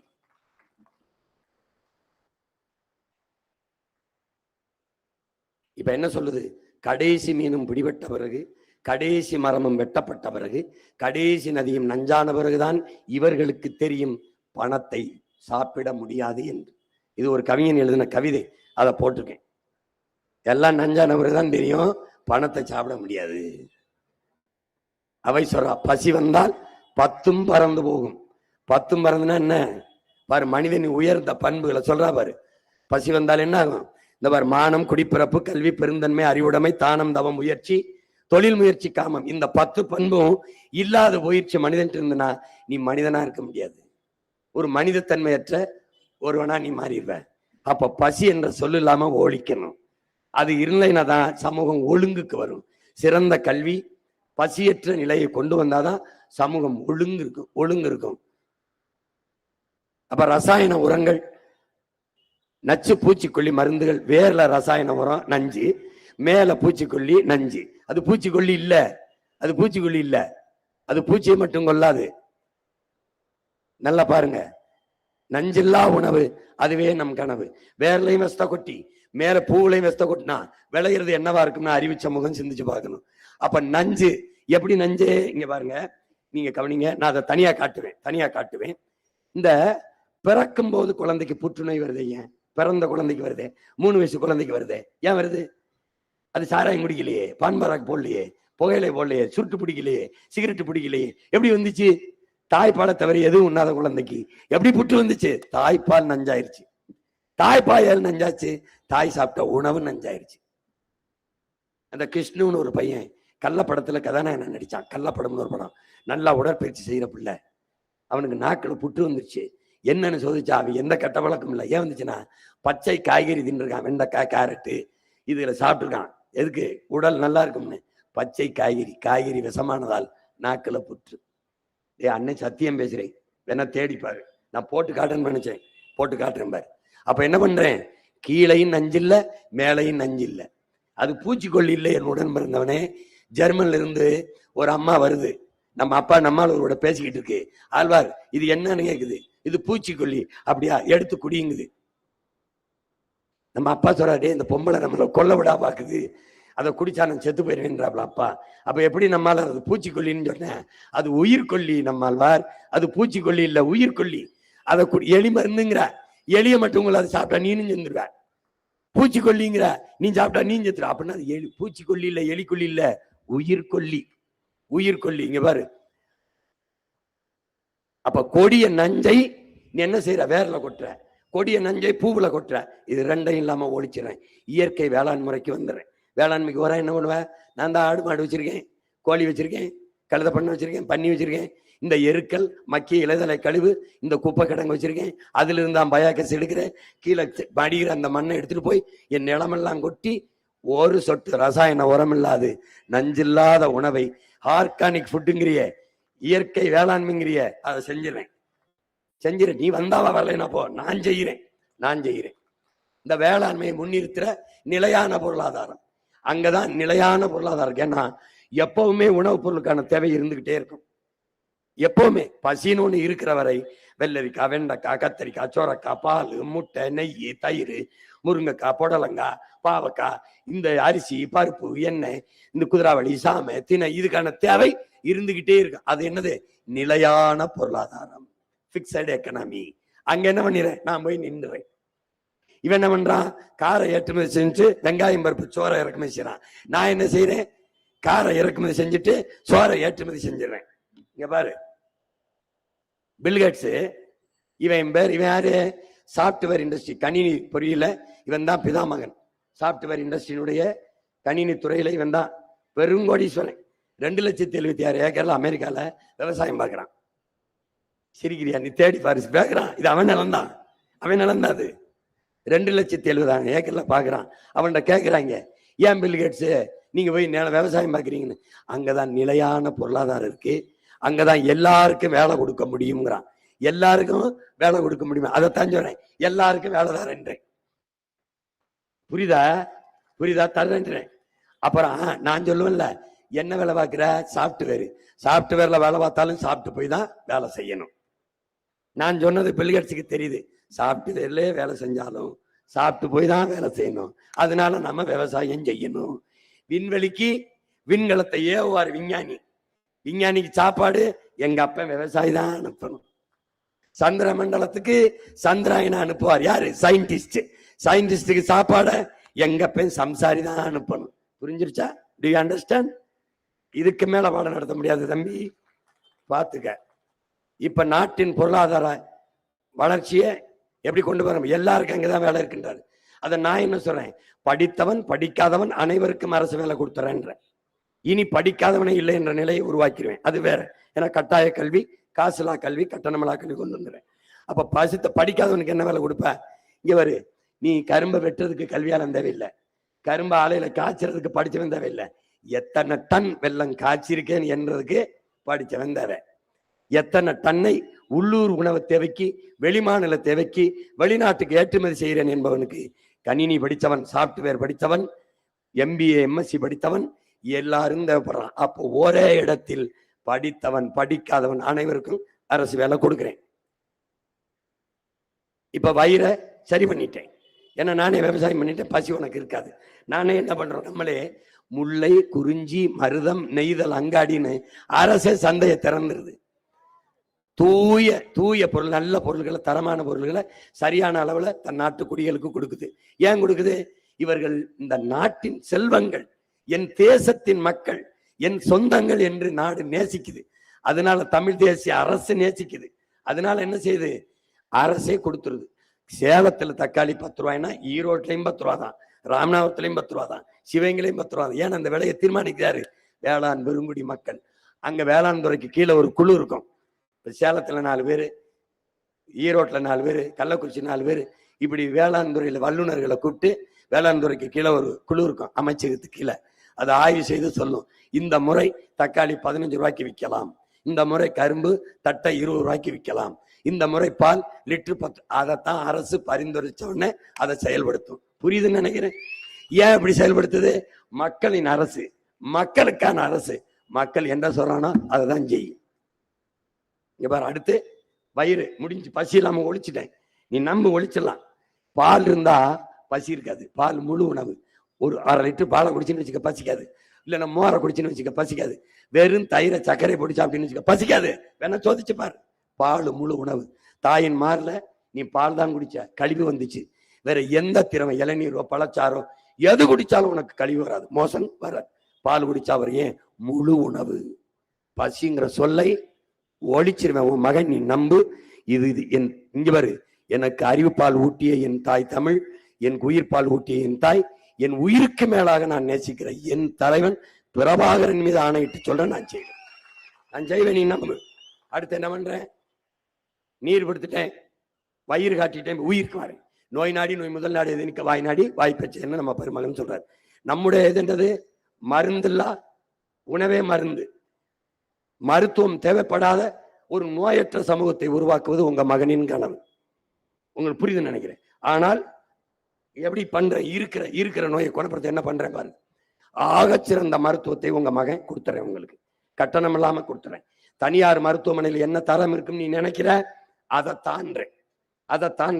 எப்படி தரம் உயர்த்துறேன்? சட்டம் போடுவேன். வந்த உடனே முதலமைச்சர், அமைச்சர், பாராளுமன்ற உறுப்பினர், நாடாளுமன்ற சட்டமன்ற உறுப்பினர், மாமன்ற உறுப்பினர், அரசு அதிகாரிகள், IAS IPS, ஆசிரியர் பெருமக்கள் யாராக இருந்தாலும் அரசு மருத்துவமனையில் படுத்துத்தான் மருத்துவம் செய்யணும். இல்லை என்றால் உங்களுடைய சம்பளம் எவ்வளவு? 1 லட்சமா? 50,000 துண்டிக்கப்படும். நீங்க தான் படுக்கணும். நீ அரச மதிக்கல, அவமதிக்கிற, அதுக்கு தண்டனை, தண்டம் 50,000. 2 லட்சமா? 1 லட்சத்தை துண்டிச்சிருவேன்.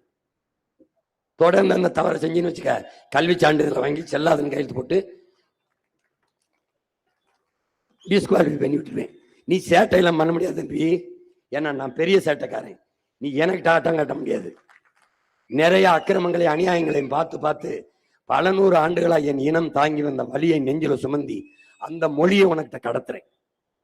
கவனிச்சுக்க. மருத்துவர்கள் தேவையற்ற சமூகம் தான் ஆரோக்கியமான சமூகம்.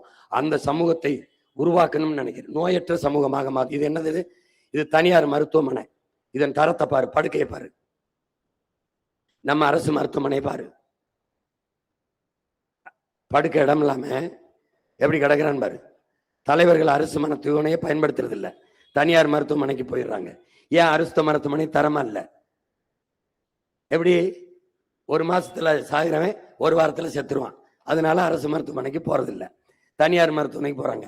அரசே தோல்வியை ஒத்துக்கிறது, என்னை விட தனியார் நல்லா மருத்துவம் கொண்டு. இப்ப தனியார் தோத்துருவான், உன் மயம் வந்தா என்னை விட அரசு தரமா கொடுக்குது பாரு எப்படின்னு. இங்க நீங்க கவனிக்கணும், 2022 18,600 கோடி மருத்துவத்துக்கு ஒதுக்கி இருக்கு. 2023 19,000 கோடி ஒதுக்கி இருக்கு. 2024 20,000 கோடி ஒதுக்கி இருக்கு. 2025 இப்போ தேர்தலுக்கு முன்னாடி 20,500 கோடி ஒதுக்கி இருக்கு. இந்த கோடி உயருது, மருத்துவ தரம் உயர்ந்திருக்கான்னு என் முன்னாடி இருக்கிற என் தம்பிதங்கள், என் பெற்றோர்கள், இதெல்லாம் இந்த கோடி எங்க போயிருது? எங்க போயிருது? ஒதுக்கி இருக்கு. எங்கிட்டு? அவங்க ஒதுக்கி இருக்கு, அவங்களுக்கு ஒதுக்கி இருக்கு. பாத்துக்க.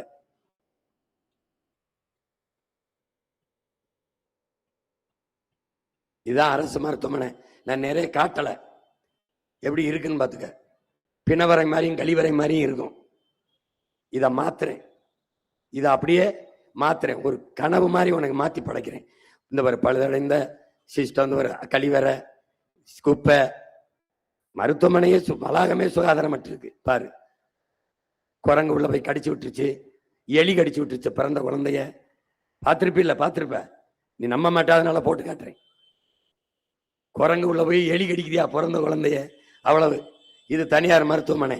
தனியார் முதலாளிகளால் தரக்கூடிய ஒரு மருத்துவத்தை 8 கோடி மக்களால் உருவாக்கப்பட்ட அரசால் தர முடியாது என்றால் எவ்வளவு கேவலம் என்பதை வாக்கு செலுத்தி இந்த அதிகாரத்தை தேர்வு செய்யற அன்பு சொந்தங்கள் ஒரு நொடி சிந்திங்க. இப்ப நான் உங்க பிள்ளை வந்து அனைவருக்கும் சரியான சமமான தரமான மருத்துவத்தை கட்டணம் இல்லாம கொடுத்துறேன், உலக தரத்துக்கு கொடுத்துறேன்.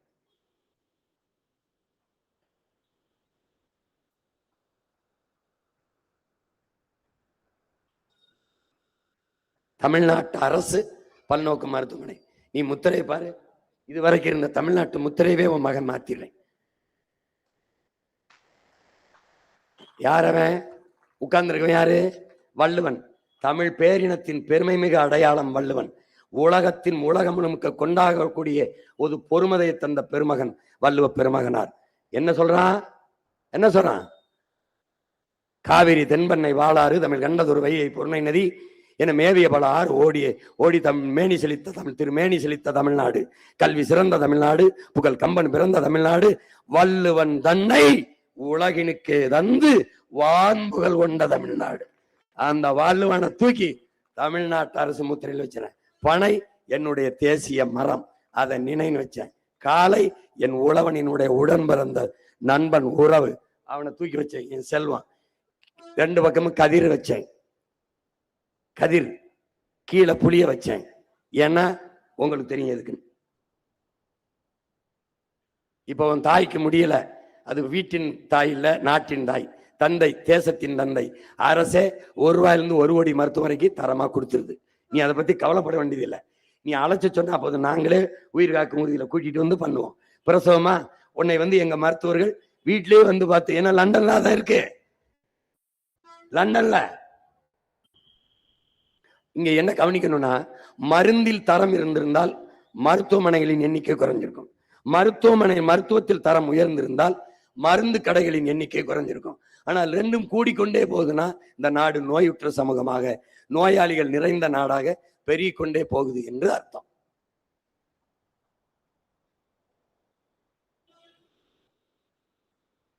சிங்கப்பூர் அரசு மருத்துவமனையை பாரு. சிங்கப்பூர் அரசு மருத்துவமனை எப்படி கட்டமைச்சிருக்கான்னு பாத்துக்க. இப்ப மலேசியாவை பாரு, ரொம்ப சின்ன நாடு தான், சேலம் அளவுக்கு தான் சிங்கப்பூர் இருக்கும். மலேசியாவும் அவ்வளவுதான் இருக்கும். எப்படி தரம் கொடுத்துருக்கான் பாரு. ஏன்னா அவன் மக்களை நேசிக்கிற தலைவன். அமெரிக்கன் ஹாஸ்பிட்டல் பாரு, அமெரிக்காவில் தரக்கட்டு எல்லாம் ஆகப்பெரிய தரத்தை கொடுத்துருக்கான்.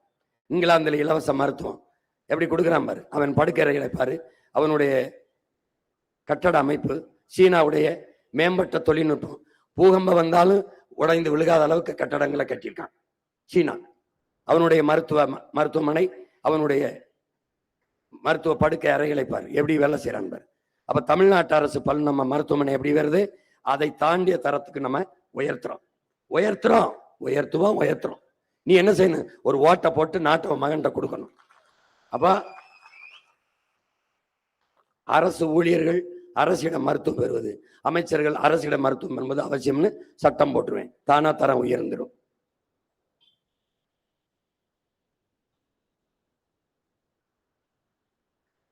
அந்த மீறினால் நான் சொல்ற மாதிரி உன்னுடைய வருமானத்தை துண்டிச்சிருவேன்.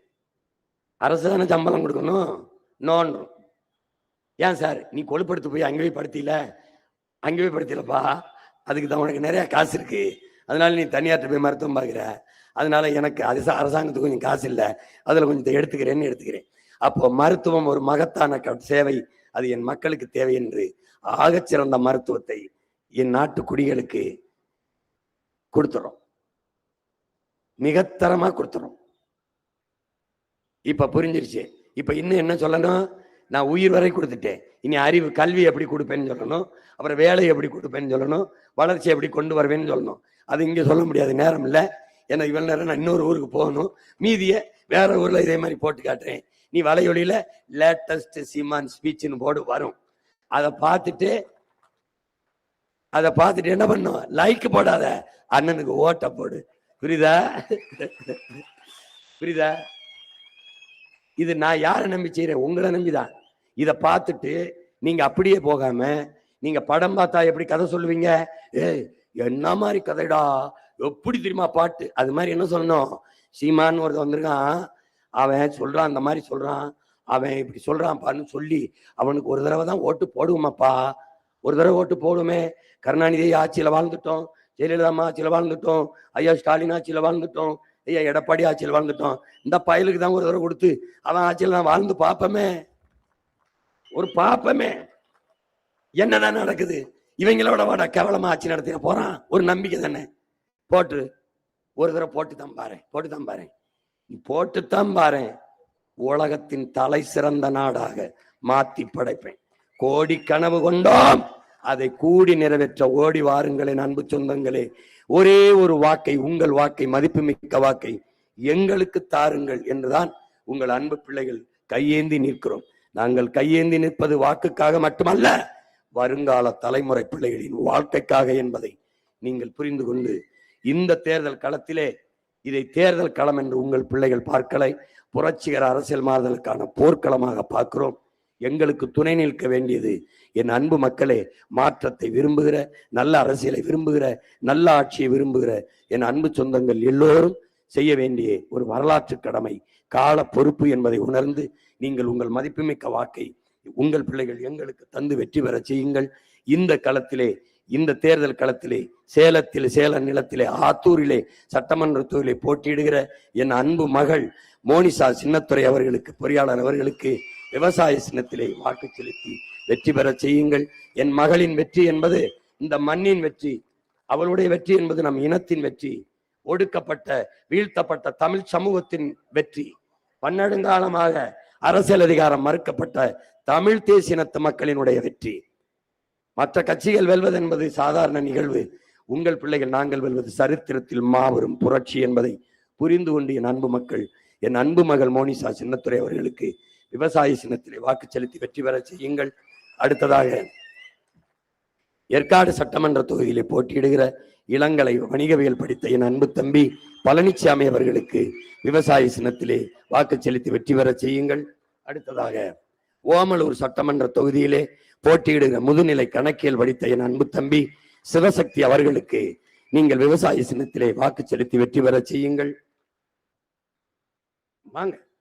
அடுத்ததாக என் அன்பு மகள் சேலம் மாவட்டம் மேட்டூர் தொகுதியிலே சட்டமன்ற தொகுதியிலே போட்டியிடுகிற வழக்கறிஞர் வித்யாராணி வீரப்பன் அவர்களுக்கு என் அன்பு மகளுக்கு வாக்கு செலுத்தி நீங்கள் வெற்றி பெற செய்யுங்கள். நீங்கள் அவளுடைய வெற்றியில்தான் நம்முடைய வீர திருமகன் வனக்காவலன் ஐயா வீரப்பனுக்கு செலுத்துகிற நன்றி கடன், அவனுக்கு செலுத்துகிற உண்மையான வீர வணக்கமாக இருக்கும். என் மகளின் வெற்றி செய்திதான் அவன் ஆன்மாவை நிறைவடைய வைக்கும். அவன் என்ன கனவை, தமிழ் தேசிய கனவை, தன்மானமிக்க தமிழர் உரிமை பெற்ற விடுதலை பெற்ற ஒரு தேசமாக என் நாடு இருக்க வேண்டும் என்று அவன் நினைத்த கனவை அவன் பிள்ளைகள் நாங்கள் நிறைவேற்றினோம் என்ற பெருமையை அவருக்கு நீங்கள் தர வேண்டும் என்றால் உங்கள் வாக்குகளை என் அன்பு மகள் வித்யாராணி வீரப்பனுக்கு செலுத்தி வெற்றி பெற செய்யுங்கள். அடுத்ததாக சேலம் எடப்பாடி தொகுதியிலே என் அன்பு தங்கை முதுகலை ஆடை வடிவமைப்பாளர் பிரியதர்ஷினி அவர்களுக்கு நீங்கள் விவசாய சின்னத்திலே வாக்கு செலுத்தி வெற்றி பெற செய்யுங்கள். அதுக்கப்புறம் சேலம் மாவட்டம் சங்ககிரி தொகுதியிலே பொறியாளர் நித்யா அருண் என் அன்பு தங்கை நித்யா அருண் அவர்களுக்கு விவசாய சின்னத்திலே வாக்கு செலுத்தி வெற்றி பெற செய்யுங்கள். அதன் பிறகு சேலம் மேற்கு சட்டமன்ற தொகுதியிலே என் அன்பு தம்பி முனைவர் இரா சுரேஷ்குமார் அவர்களுக்கு விவசாய சின்னத்திலே வாக்கு செலுத்தி வெற்றி பெற செய்யுங்கள். அடுத்ததாக சேலம் வடக்கிலே குணசீலா ஆய்வியல் நிறைஞர் குணசீலா அவர்களுக்கு விவசாய சின்னத்திலே வாக்கு செலுத்தி வெற்றி பெற செய்யுங்கள். அடுத்ததாக சேலம் மாவட்டம் தெற்கு தொகுதியிலே முதுகலை இதழியல் படித்த என் அன்பிற்கினியின் தம்பியின் மனைவி அவர் சோபியா வீரசமர் அவர்களுக்கு நீங்கள் விவசாய சின்னத்திலே வாக்கு செலுத்தி வெற்றி பெற செய்யுங்கள். அடுத்ததாக சேலம் மாவட்டம் வீரபாண்டி சட்டமன்ற தொகுதியிலே என் அன்பிற்கினிய தம்பி ராஜேஷ் அவர்களுக்கு விவசாய சின்னத்திலே வாக்கு செலுத்தி வெற்றி பெற செய்யுங்கள். என் அன்பு சொந்தங்களே, என் அருமை உடன் பிறந்தார்களே, பேரன்புமிக்க என் பெற்றோர்களே, உங்கள் பிள்ளைகளின் எங்கள் வெற்றி உங்கள் வெற்றி, எங்கள் அதிகாரம் உங்களுக்கானது, அதிகாரம் மிக வலிமையானது என்கிறார் புரட்சியாளர் அண்ணல் அம்பேத்கர். நாங்கள் அந்த அதிகாரம் எம் மக்களுக்கானது என்கிறோம். அதிகாரம் மிக வலிமையானது என்கிறார் அண்ணல் அம்பேத்கர். நாங்கள் அந்த அதிகாரத்தை அடைந்து விட்டால் அனைத்தும் எளிமையானது என்கிறோம். மாற்றம் என்பது மானுட தத்துவம், மாறாது என்ற சொல்லை தவிர மற்ற அனைத்தும் மாறிவிடும். கெங்கவள்ளி சட்டமன்ற தொகுதியிலே என் அன்பு தங்கை அபிராமி நெடுஞ்சேரலாதன் அவர்களை அலையியல் வல்லுநர் பட்டயம் பெற்ற என் அன்பு தங்கை அபிராமி நெடுஞ்சேரலாதன் அவர்களுக்கு விவசாய சின்னத்திலே வாக்கு செலுத்தி வெற்றி பெற செய்யுங்கள். இது இவர்கள் வேட்பாளர்கள் என்று கருதி விடாதீர்கள்.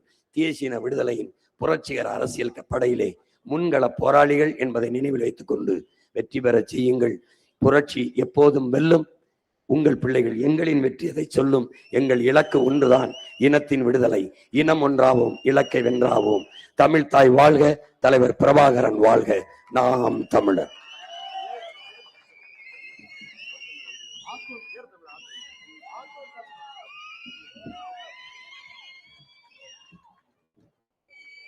ஆத்தூர் சட்டமன்ற தொகுதி வீரத்தமிழர் முன்னணி சார்பாக அண்ணனுக்கு வேல் பரிசளிக்கப்படுகிறது.